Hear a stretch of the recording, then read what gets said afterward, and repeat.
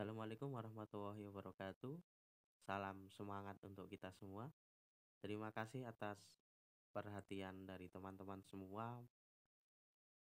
Semoga teman-teman semua dalam keadaan sehat dan tetap semangat. Jangan lupa tetap bahagia.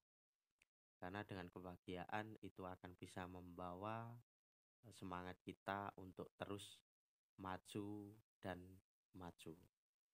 Nah, pada kesempatan pagi hari ini kita akan bersama-sama membahas kembali dalam mata kuliah Technopreneurship. Pada kesempatan pagi hari ini kita akan bersama-sama membahas tentang pengembangan produk jasa. Seperti materi-materi yang kemarin sudah saya sampaikan, kiranya pada kesempatan hari ini saya akan memberikan informasi mengenai pengembangan produk jasa. Nah, tentunya informasi ini dapat nanti bisa diikuti oleh teman-teman semua dan informasi ini dapat memberikan kemanfaatan bagi kita semua. Oke, next. Di sini saya akan menjelaskan tentang outline yang pertama, yaitu membangun rencana pengembangan produk baru.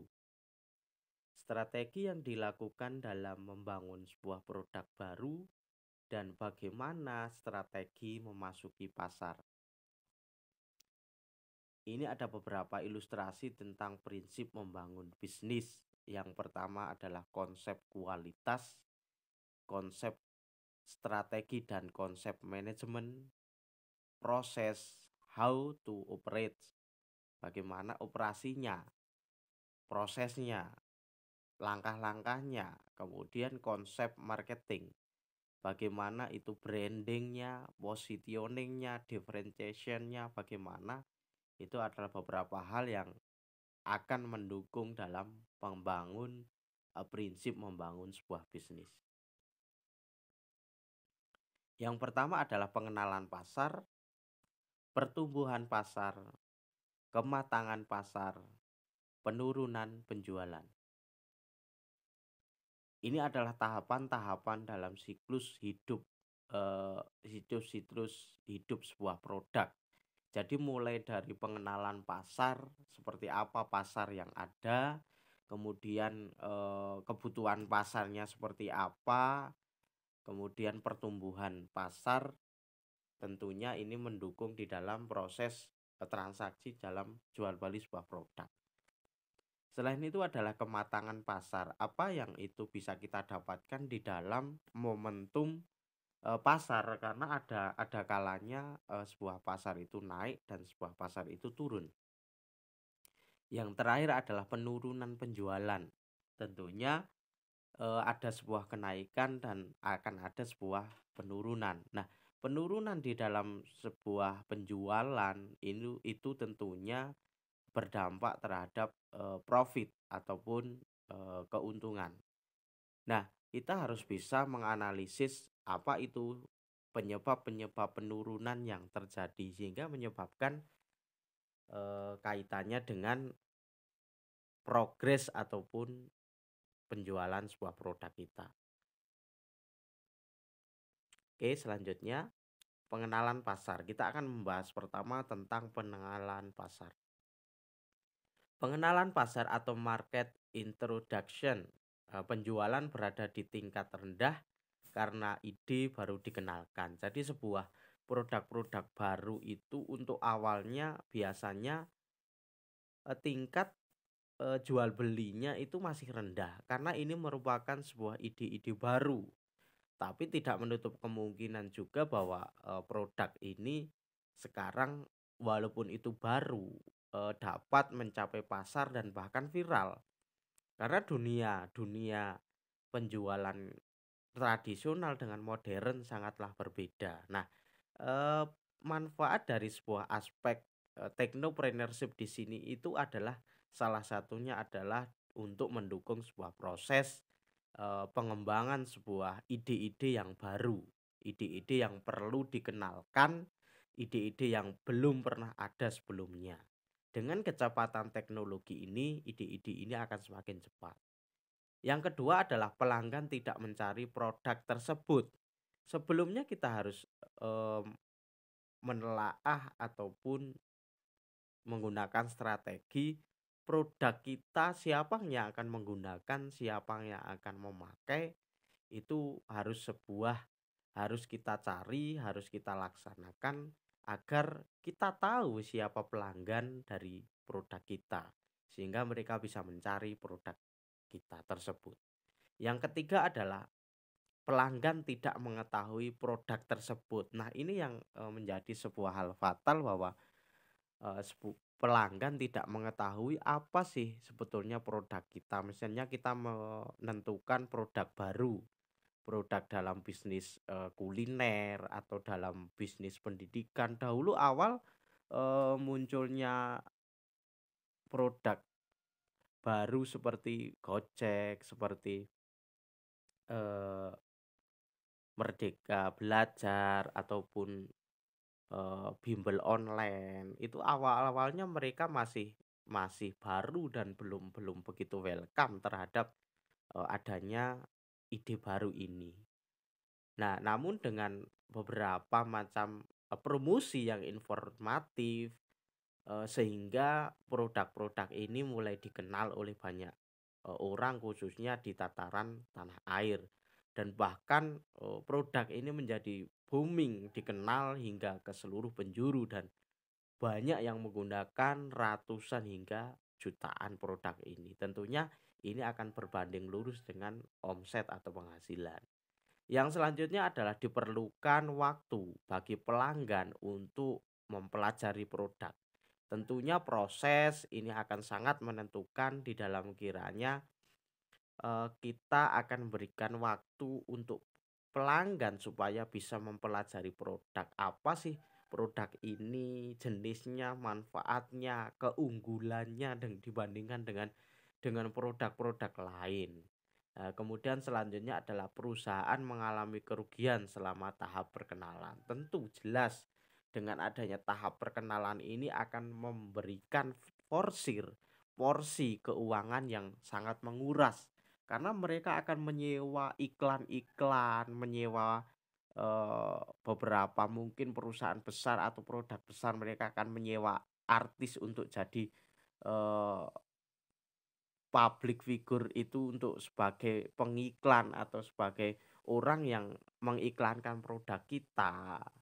Tentunya itu akan membutuhkan porsi, uang atau profit ini dari modal sangat besar karena mereka akan kita berikan, penghasilan, akan berikan uang sesuai dengan target ataupun apa yang sudah dibicarakan antara kedua belah pihak terkait dengan, tahap iklan dari sebuah produk ini. Yang kedua adalah kita harus mengetahui pertumbuhan pasar atau market grow. Yang pertama adalah penjualan industri tumbuh secara pesat. Variasi produk bertambah banyak karena bertambah juga pendatang baru. Lebih banyak pelanggan membeli produk, memperbarui produk untuk dapat berkompetisi dengan baik. Nah, ini harus memunculkan sebuah inovasi-inovasi baru. Bagaimana produk kita harus tetap diperbaharui sejalan dengan perkembangan teknologi khususnya dalam segi branding, dalam segi packing itu akan lebih menarik bagi pelanggan khususnya di era teknologi seperti ini. Yang selanjutnya adalah mencoba memperbaiki penawaran agar dapat menarik target. Bisa kita dengan sistem promo ataupun bisa dengan sistem eh, beli beli dua gratis satu itu salah satu strategi promosi ya. Bisa juga dengan membeli minimal 3 produk akan mendapatkan bonus 100 produk baru. Nah, itu salah satu juga strategi untuk bisa memperbaiki penawaran yang bisa menarik target. Atau bisa menggunakan sistem promo, khusus Ramadan kita adakan promo diskon 10%, all product. Nah, itu bisa juga. Banyak strategi-strategi yang bisa kita gunakan kiranya di dalam sistem-sistem ini. Oke, selanjutnya yang ketiga adalah kematangan pasar. Bagaimana kita bisa mengetahui kematangan pasar atau market maturity. Munculnya ketika penjualan industri terhenti, beberapa industri terkena dampak Covid sehingga mereka terhenti. Banyak sekali industri-industri yang tidak bisa berkembang karena adanya pandemi Covid ini. Kemudian kompetisi semakin meningkat, munculnya produk-produk baru, platform digital baru, startup baru yang itu tentunya tidak hanya satu, 2, 3. Katakan saja seperti jasa transportasi dulu hanya muncul Gojek, kemudian muncul Grab, kemudian muncul Maxim dan disusul di berbagai daerah. Itu mungkin ada inovasi-inovasi model transportasi online yang baru. Kemudian kita contoh dalam segi jual beli online, sistem aplikasi dulu awal itu ada Toko Bagus, kemudian berubah eh, seiring berjalannya zaman, kemudian muncul juga ada Lazada, ada Shopee. Kalau luar negeri ya awal dulu pertama itu Amazon, kemudian ada Alibaba, ada Wish, ada platform-platform digital yang itu tentunya banyak dan itu terjadi seperti kompetensi yang semakin semakin meningkat. Banyak dari platform digital melakukan promosi-promosi yang sering kita lihat di televisi.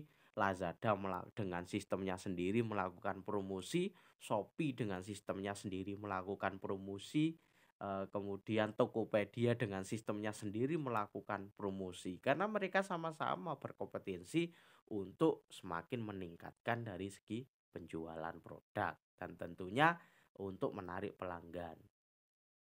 Yang selanjutnya adalah kompetitor, menurunkan harga untuk menarik konsumen. Beberapa kompetitor-kompetitor ini akan menurunkan standar harga yang harganya tadinya katakanlah 10.000 itu bisa diturunkan menjadi 80 atau bahkan 70. Itu salah satu strategi untuk menarik pelanggan, promo bulan Ramadan misalnya. Selanjutnya adalah perusahaan yang kurang efisien keluar dari pasar karena tidak dapat bersaing. Ini tentunya seperti yang kita ketahui banyak perusahaan-perusahaan besar yang jaya pada masanya.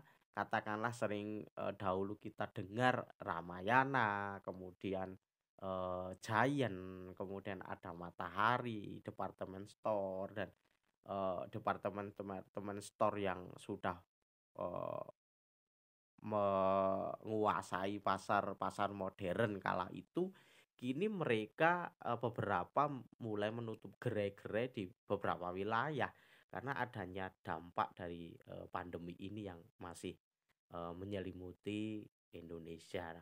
Banyak perusahaan-perusahaan yang kurang efisien ini mereka keluar dari pasar, mereka menutup beberapa gerai bahkan menutup hingga keluar dari pasca pasar dan tidak membuka produk atau penjualan lagi. Ini sangat sangat mengkhawatirkan. Selanjutnya adalah promosi yang persuasif harus dilakukan. Nah, promosi-promosi ini harus terus terus menerus dan terus menerus dilakukan. Kita jangan jangan kiranya putus asa terhadap eh, sistem dalam beriklan. Toh kita beriklan itu kita atas dasar kita akan menjual produk kita dan kita tidak akan mengurangi ataupun kita tidak membuat orang lain itu kerugian. Yang penting kita menawarkan produk ya, produk kita tawarkan saja sejauh mana kemampuan kita untuk tetap promosi produk kita dan jangan pantang menyerah terus dan menerus. Dan kita juga perlu ketahui bahwa dalam memasarkan produk kita harus juga mengedepankan kode etik dalam berpromosi. Salah satunya tidak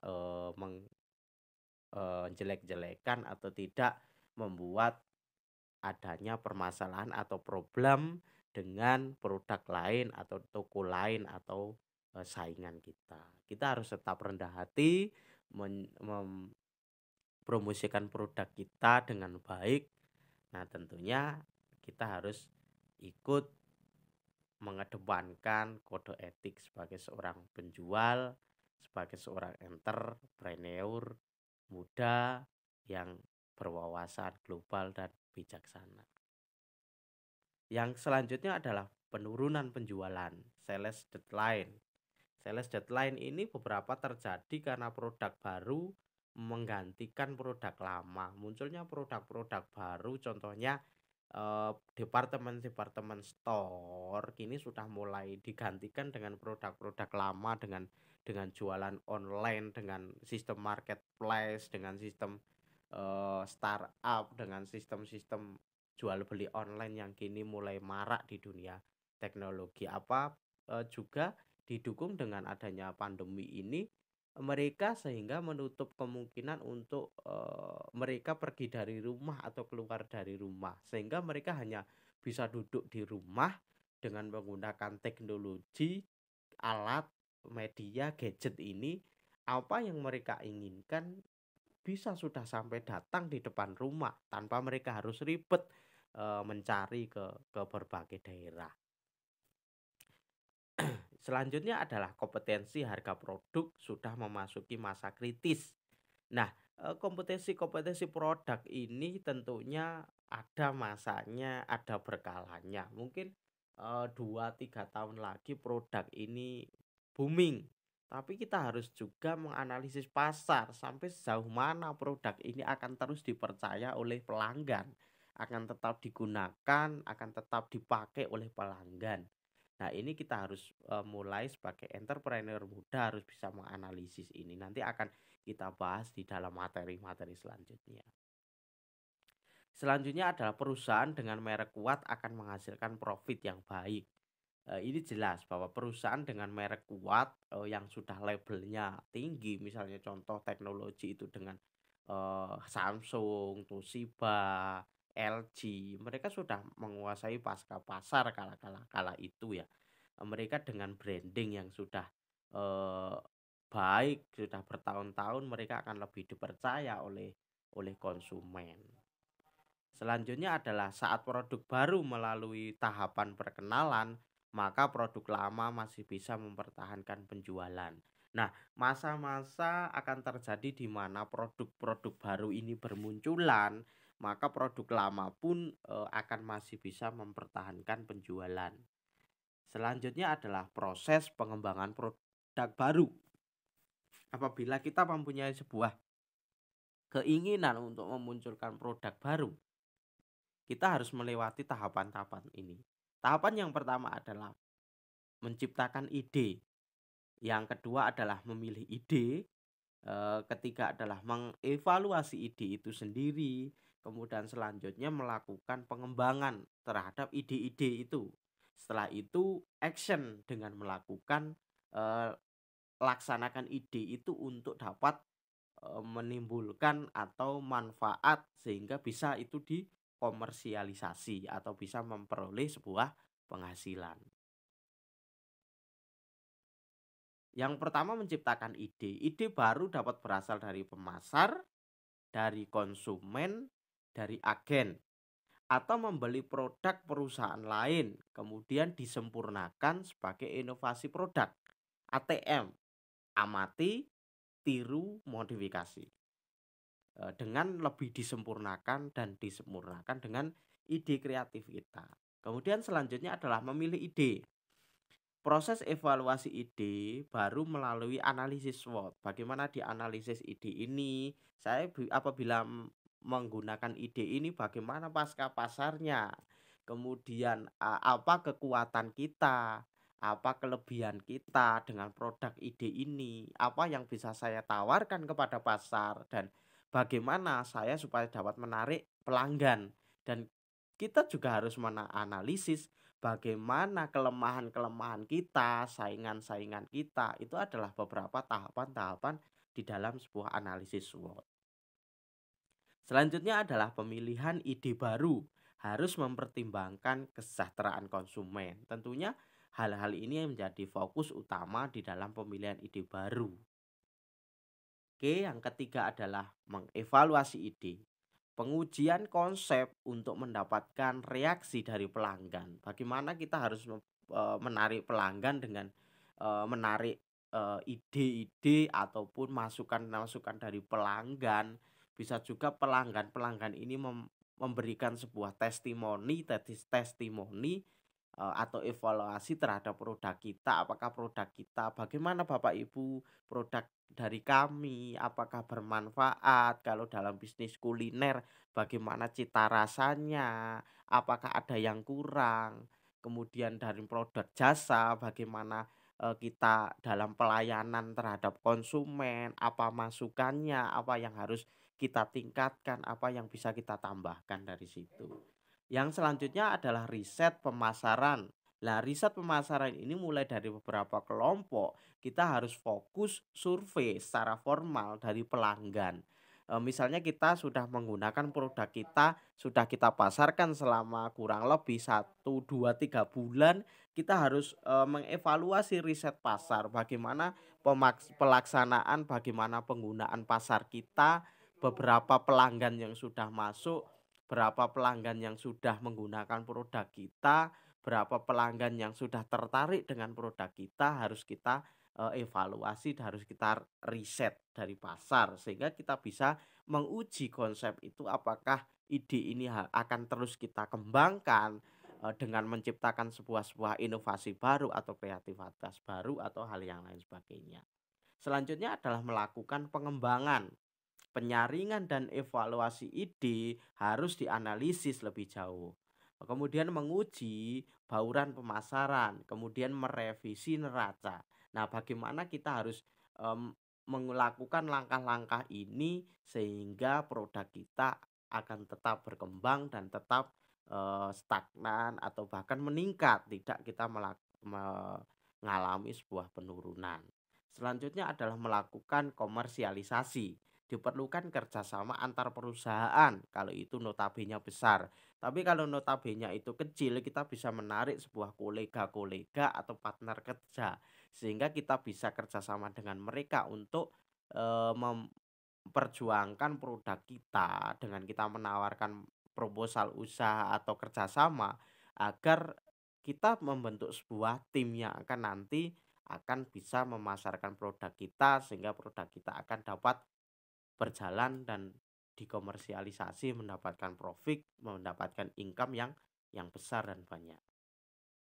Fasilitas atau manufaktur atau jasa harus dipersiapkan, jasa-jasa promosi, jasa-jasa penggunaan produk kita, jasa-jasa menarik pelanggan dan jasa-jasa yang lain. Kemudian barang harus diproduksi untuk mengisi saluran distribusi. Jangan sampai kita kehabisan produk sebelum produk itu mulai jalan. Jangan-jangan permintaan pasar itu akan cepat kiranya dengan produk kita itu apabila kualitasnya memang baik. Kita harus mempunyai stok persediaan barang atau produk kita. Jangan sampai banyak pelanggan kecewa dengan ketidakhadiran atau dengan keterhabisan stok yang selalu habis. Selanjutnya adalah karyawan disewa atau dilatih untuk memberikan pelayanan. Ini penting, sebuah kemajuan penjualan ini juga ditentukan dari pelayanan. Pelanggan akan merasakan, oh ini toko ini, penjual ini pelayanannya baik, kemudian pelayanannya ramah, pelayanannya murah senyum. Itu merupakan bagian-bagian dari sebuah inti dalam kita menawarkan sebuah produk kita. Nah, strategi yang dilakukan dalam menggunakan sebuah produk ini ada beberapa langkah, quality konsep, marketing konsep, strategik dan manajemen konsep, kemudian operasional konsep, itu tentunya adalah strategi yang bisa kita kembangkan. Nah, strategi untuk memasuki pasar, apa yang akan kita lakukan di dalam strategi memasuki pasar? Yang pertama adalah pahami bisnis Anda dan kuasai pasar. Selanjutnya first come dan first conquer. Kemudian let the good trouble first. Lihat, amati, tiru, modifikasi dan tingkatkan. Benchmarking. Kita harus melakukan benchmarking dengan produk-produk lain sehingga dengan kita melakukan benchmark ini kita akan mengetahui apa kelebihan-kelebihan produk lain. Kita contoh, eee, s teman-teman ada yang mempunyai sebuah produk jasa, kursus online ataupun, pembelajaran online. Nah, teman-teman juga harus melakukan benchmark, ke ruang guru, ke bisnis online yang lain, belajar online-online platform yang lain, apa yang belum belum teman-teman punyai. Kalau sistem online ya, kalau sistem offline ada Primagama, Neutron, kemudian, Ganesha Operation, kemudian ada, jasa-jasa pendidikan yang lain. Kita harus melakukan benchmark, teman-teman harus melakukan benchmark ke yang lain sehingga akan mendapatkan ide-ide baru yang bisa dikembangkan untuk meningkatkan kreativitas, bagi, eee, bisnis teman-teman. Contoh selain produk jasa, eee, kursus, teman-teman membuka sebuah produk jasa pendidikan di bidang PAUD, di bidang TK, teman-teman juga melakukan benchmark, apa sih kelebihan-kelebihan di TK atau PAUD favorit di sana, sekolah-sekolah favorit di sana, apa yang bisa teman-teman tarik, yang bisa teman-teman kembangkan sehingga produk teman-teman itu bisa berdaya saing minimal di daerah masing-masing. Syukur itu bisa menarik sampai ke lain daerah sehingga, sekolah ataupun lembaga pendidikan teman-teman itu bisa menjadi favorit dan banyak, pelanggan yang menggunakan. Tidak menutup kemungkinan juga produk-produk yang lain khususnya di dalam bisnis kuliner, itu teman-teman juga melakukan benchmark, melakukan inovasi ke resto-resto yang lain, "Oh, ada ide apa sih? Oh, di konsep kafe ini, di resto ini memanfaatkan konsep, suasana yang tenang, suasana damai, dengan sistem panorama alam sebagai salah satu tempat yang nyaman untuk mereka, bercengkraman menikmati sebuah masakan. Atau bisa memanfaatkan konsep-konsep modern seperti di resto-resto luar negeri, memanfaatkan konsep-konsep modern, konsep-konsep, teknologi sehingga resto-resto atau kuliner teman-teman itu akan, bagus.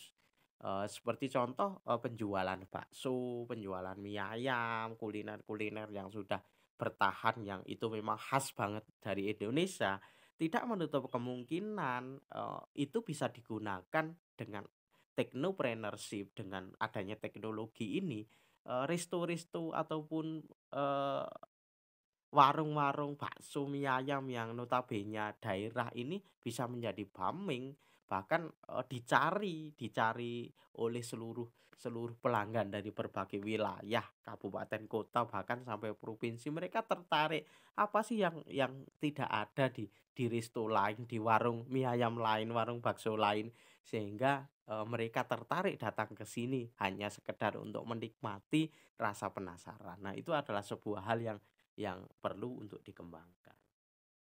Oke, catatan. Inovasi dan kreativitas akan produk jasa kita harus terus berkembang sejalan dengan perkembangan dunia, khususnya dalam teknologi. Produk kita harus welcome terhadap teknologi zaman modern ini agar tidak tergerus oleh persaingan global.